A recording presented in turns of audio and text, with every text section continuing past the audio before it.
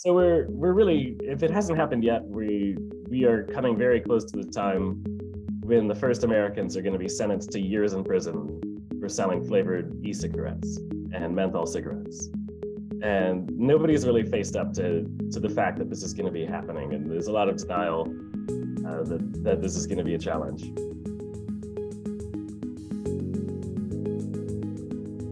Hello, good morning, good afternoon, good evening, wherever you are in the world. This is Christopher Snowdon, the inventor of the half-hour chat show, and this is the Swift Hub with Snowdon. Thanks for joining us again. Well, thanks for joining us for the first time for some of you. But this is just a simple half-hour chat with somebody I think you will be interested in. And I'm very pleased this week to be joined by Jacob Grier, who is an author, a journalist, and a cocktail expert over in Oregon. I think you're in, isn't it, Jacob? That's right, Portland, Oregon, which if you watch the news, we've been getting a lot of coverage in the past few years. You have indeed. It looks like it's some kind of dystopian woke hellhole, but presumably that's a slight exaggeration. What is it actually like over there? Well, it is very woke. The dystopian part is up for debate. Depends what part of town you're in, to be honest. You know, there are parts of Portland that are pretty rough. You can look at the statistics. Our downtown has had one of the worst recoveries in the U.S. So you know, the combination. Why is that? You know, everybody wants to blame something. I don't want to pick out any single factor. Obviously, crime and drugs are a big issue here, but we've also just had the loss of tourism, and the move out of offices have really just vacated downtown, so that a place that used to have people going to work, people staying in hotels, and then supporting all of the businesses that were there has gone away because people just aren't working from home as much. They aren't visiting Portland as much.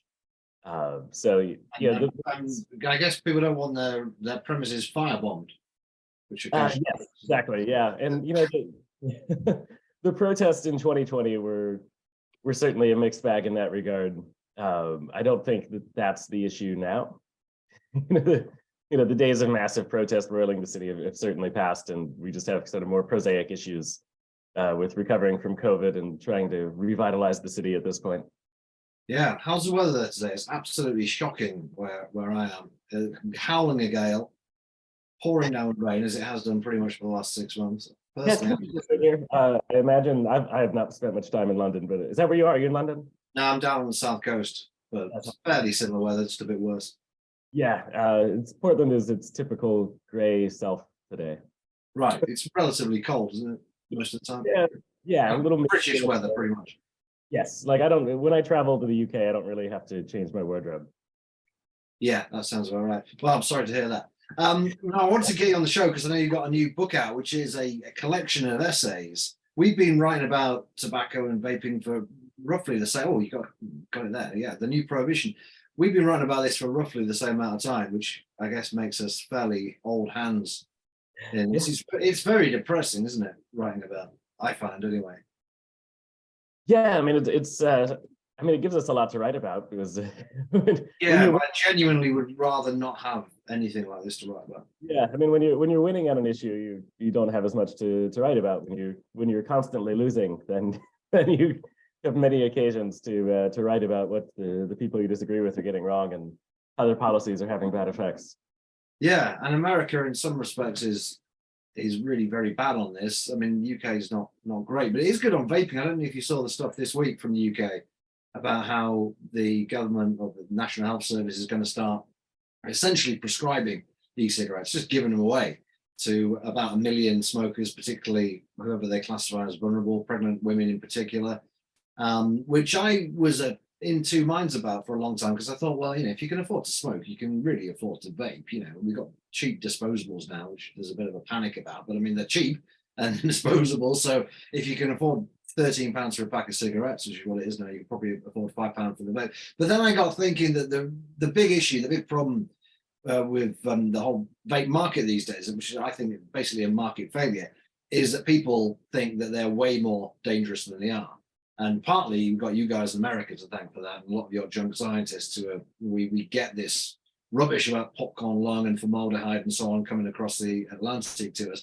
And the stats are very similar in America, but over time, people's confidence in e-cigarettes, people's understanding of the relative risk It just got worse and worse and worse. It's a huge failure of public health. So the main issue I think governments need to address, if they're willing to, is that information asymmetry, as economists would say. It's that consumer ignorance. And I think through signaling effects, just the fact that the NHS is handing out e-cigarettes to people for free is a good way of dealing with that, right? Because the NHS wouldn't be giving something to pregnant women, which is worse for them than smoking, or anywhere near as bad as smoking. So that's kind of good, I think, as a beacon, not just in the UK, but around the world. But at the same time, we've got the smoke-free 2030 target, and vaping is still, from a lot of people's perspective, being tolerated, but maybe they'll encourage it for 5 or 10 years, but then they're going to clamp down on that. But in the USA, you don't even have that, do you? I mean, it's not yeah, I tweeted about the UK news yesterday from one of my other accounts on local politics, just because we're taking the opposite tack. And I live in Portland, Oregon, which is arguably one of the most drug-friendly cities in the world. We have some of the most liberal policies that you have anywhere. We've one of the first states to legalize recreational cannabis. We've just legalized psychedelic therapy. We're the first state in the US to do that. We've decriminalized virtually all drugs. We've made it legal to get cocktails to go for the first time ever. and the county where I live has just banned all forms of flavored nicotine and tobacco. And the state of Oregon is looking at a bill to do the same thing right now too. So it's very hypocritical that we live in a place where the language of harm reduction, especially with regard to opioids, is embraced. It's part of our public policy. We're encouraging the availability of Narcan everywhere people can get it, but we're banning flavored vapes. And so I agree with you. I posted that yesterday as an example of, people who say you're serious about harm reduction, look at what they're doing in England and the UK and compare that to what we're doing in Oregon, and realize that we need to be a lot smarter about this. People often ask me why it is that, it's not just Oregon, but around the world, governments are getting a bit more relaxed about particularly cannabis, but also some psychedelics.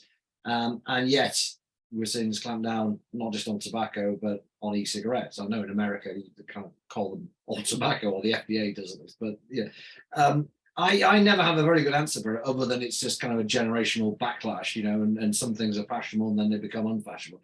Have you got a theory as to why that is? I think it's some of that, and also, tobacco has always been coded as a right-wing thing, especially in the US. And big tobacco is, unlike the other products we talked about, cannabis and psychedelics, there's not, historically, there haven't really been big corporations behind them. Yeah. And so I think if you're on the left, you look at tobacco and you see a big corporation that is evil, or at least was evil in the 1990s. And I think people haven't updated their mental model from, the image of thank you for smoking or the insider, and that sort of, 1990s image of big tobacco versus the reality of what it is now, which is still selling cigarettes, but also doing really good science and developing safer products because they've created the incentives where that makes sense for them. It's not that they've all suddenly become more virtuous or better people. It's just that the incentives have changed, and now they really are doing good science and making safer products. Yeah, and this flavor ban thing is kind of raised its head a bit in the UK, because as I say, there's a bit of a panic about teenagers using the disposables, very similar to the panic in America about Juul only a few years ago. And I don't think the government is going to ban flavors, but it's being discussed, certainly. You've written about the Massachusetts flavor ban. How did that go, Jacob? Yeah, so for people who don't know, Massachusetts is a mid-sized state in the US, pretty good sized population, but also has a lot of border states, including New Hampshire, which is very low tax when it comes to tobacco. So New Hampshire has always had, or Massachusetts rather, has always had fairly high tobacco taxes. And then in 2020, they became the first state in the United States to completely ban all forms of flavored tobacco, including menthol cigarettes, as well as all kinds of flavored vaping products. And as people would have predicted, when you have a state that borders other states where these things are readily available, a lot of people just started buying them from New Hampshire and from other states, and then bringing them into Massachusetts. And so there's been a lot of confusion about how this is playing out, and a lot of denial about what the effects are going to be. Because the image is always raised in the U.S. that if we ban these products, smokers are going to be pulled off the street and hauled into prison, and of course, the advocates of these bans can respond that that's accurately, like, this is not how that works. It doesn't penalize use, but they totally ignore the fact that this interacts with our tax laws, and that when you force these products onto the black market, you at the same time are forcing people who sell them to commit a felony because they're not paying taxes on these products, obviously. And so the state task force in Massachusetts has put out a report 2 years in a row talking about how things have changed. And they now say that cross-border smuggling of flavored tobacco products, including vaping, is the biggest problem that they face. They've seized so many products that they've run out of storage space. This is one of the problems they noted in their official report. Like, we've had to lease a new storage facility because we're seizing so many menthol cigarettes and flavored vapes. And then they're arresting people. They're doing seizures. They're seizing people's cars. They're seizing tons of illegal products. There's at least 2 people right now who are facing felony prosecution. The cases haven't been completed yet, but the guys who they've caught bringing these flavored products into Massachusetts are facing 5 years in prison each for this. Really? So we're really, if it hasn't happened yet, we are coming very close to the time when the first Americans are going to be sentenced to years in prison for selling flavored e-cigarettes and menthol cigarettes.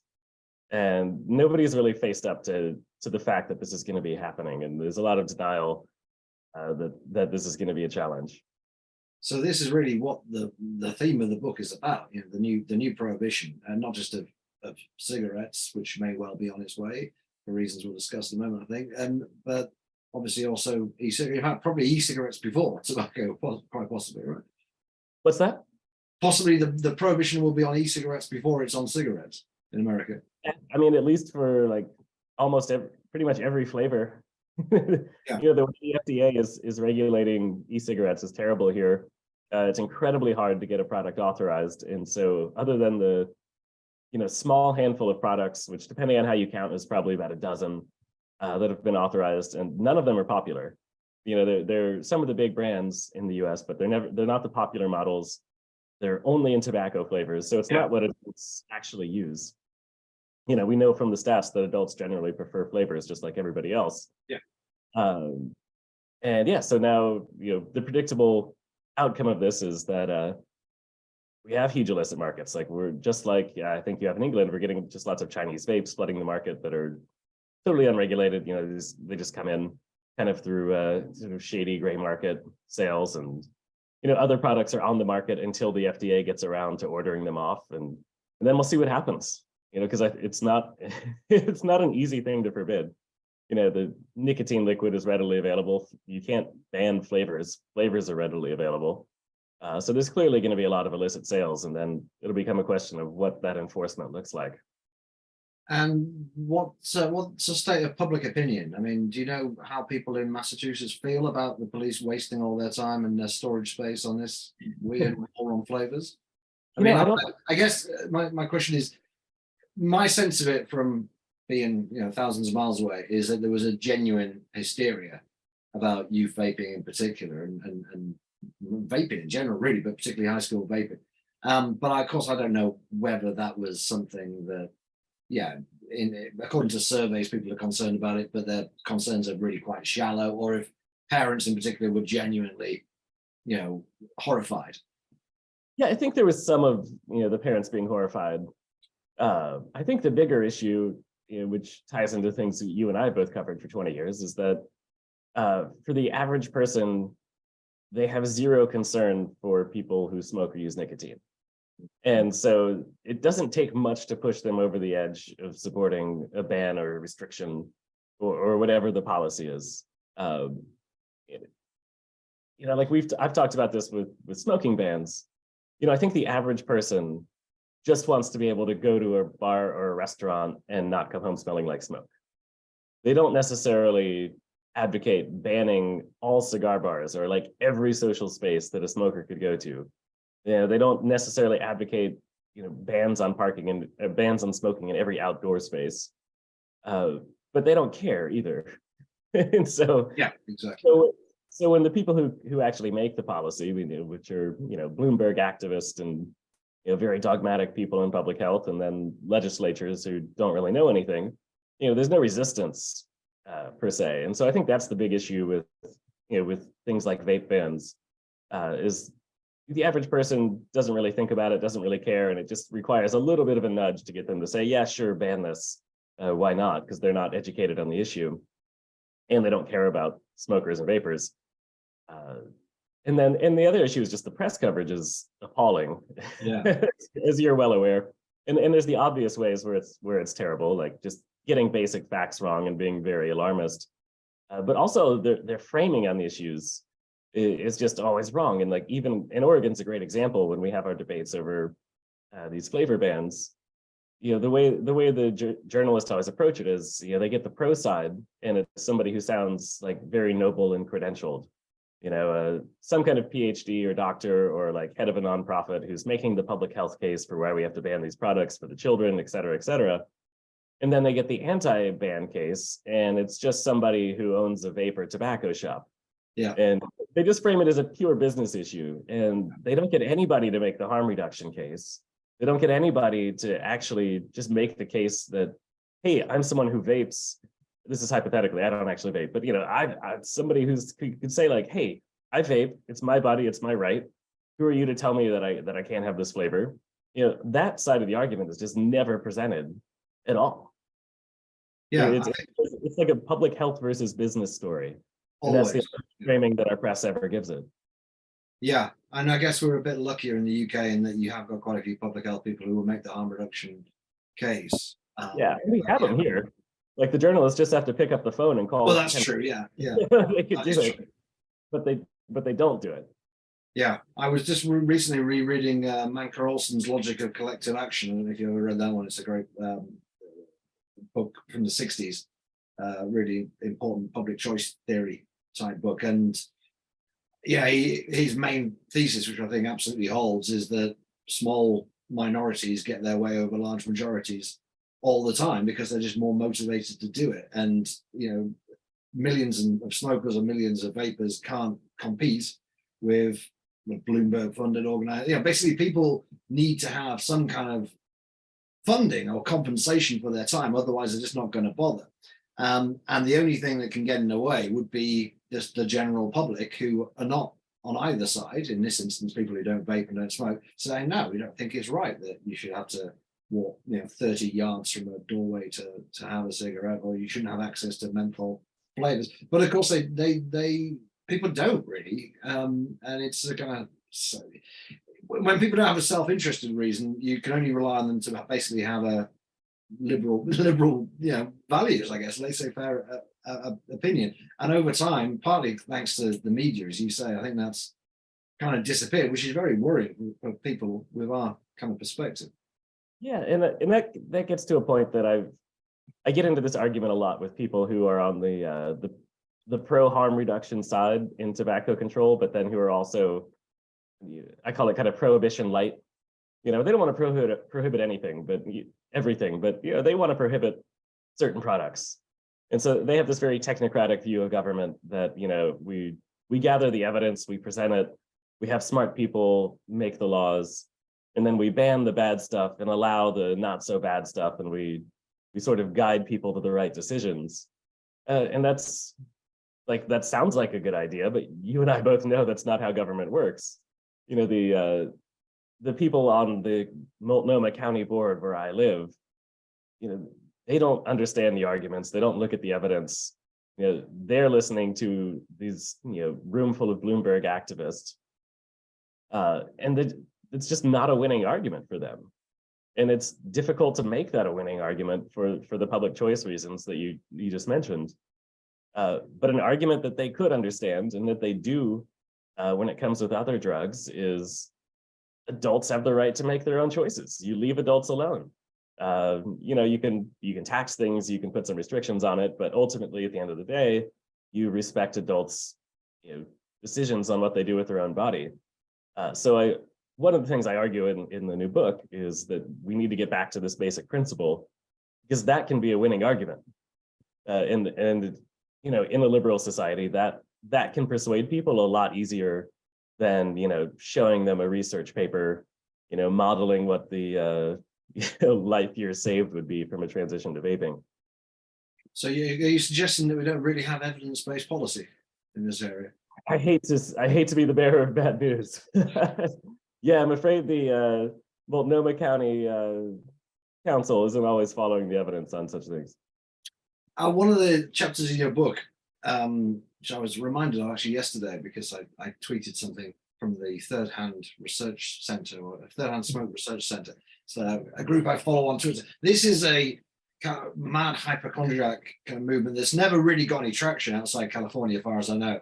And every time now and again, I will retweet one of their bizarre tweets, and people go, "Is this a real thing?" Can you just tell us what Third Hand Smoke is supposed to be and who these people are?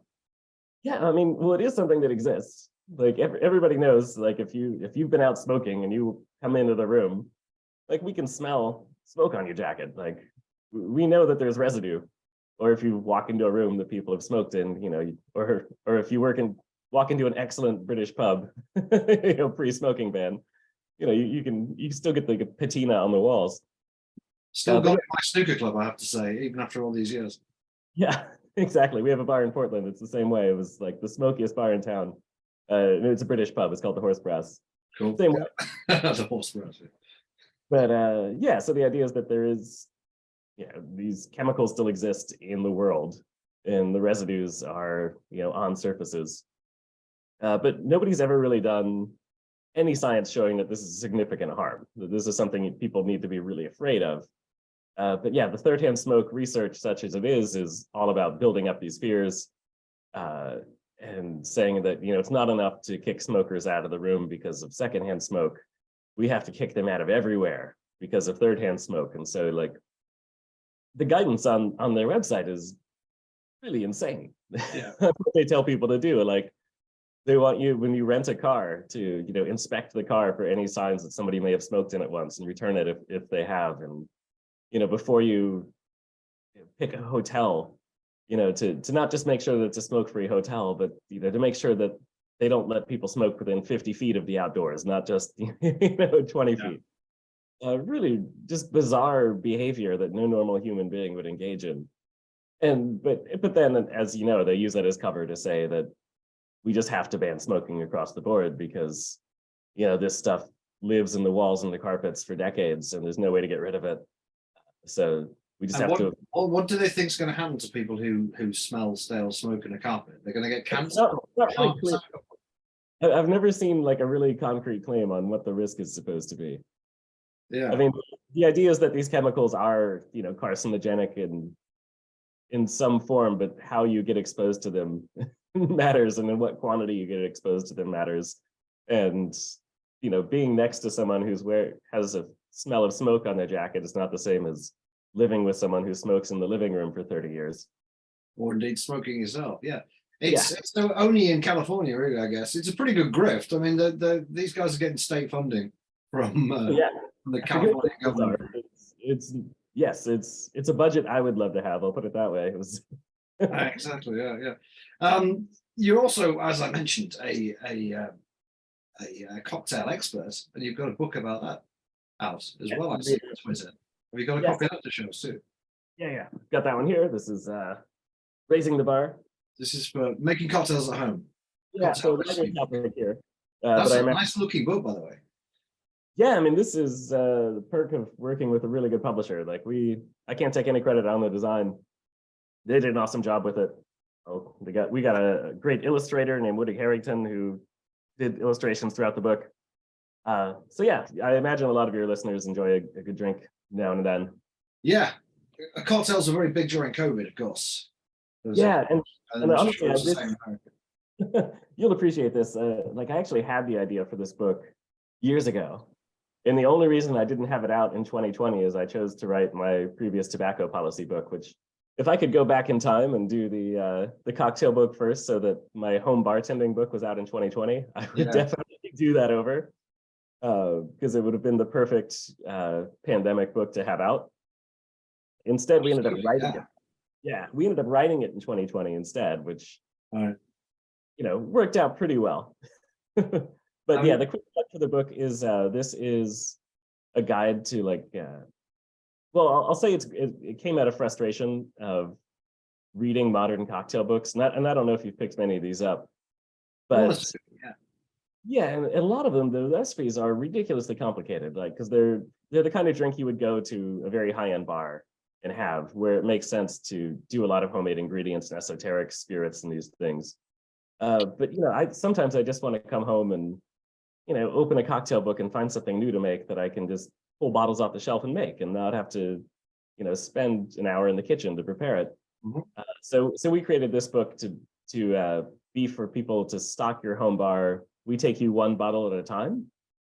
And so the idea is that as you advance through the chapters, we never call on ingredients that haven't been called for in a previous chapter. So when you bring in a new bottle, like say Benedictine, we're going to give you a dozen cocktails you can make with that, using it and the other ingredients we've already called for. Good idea. They should do the same with food recipe books. Maybe they do. I don't know. Yeah, we've thought about what there's always too many ingredients in recipe books in general. Yeah, so it's a fun project. It's very, very practical. It's getting really good feedback so far. So if you're someone out there who likes a cocktail at home now and then, raising the bar is what it's called, and I think you'll get a lot of fun out of it. Cool. Well, folks at home, order that if you're into your cocktails. Also, you mentioned your previous book, The Rediscovery of Tobacco. Yep. That's what it's called, isn't it? Yeah, which is brilliant. You got that too. I got the props. Yeah, the Rediscovery of Tobacco, and the new one is the new Prohibition. Very good book. Just quickly, you only got like 1 minute left. Where's it all going to end, Jacob? Where's all this prohibition going? Are we going to have to go through the whole thing again, have all the organized crime and then repeal it, or is it going to stop before then? Ooh, that's a tough question. I mean, I think Massachusetts is going to go through it again. A few other states. It'd be great if we could stop it before it goes national in the U.S. I think that's going to be tricky. Well, maybe we'll learn the lessons from other states. But you know what happened over 100 years ago. We did have statewide alcohol prohibition, and there was a whole lot of cross-border sales, and the solution was to have nationwide prohibition. Exactly, and we see that argument too. And then when you have the smuggling coming into America, you need to have worldwide prohibition. That's the part of the prohibition story a lot of people don't know about, is the Anti-Saloon League then have this, we're going to have worldwide prohibition. It's the only way to make America safe from food.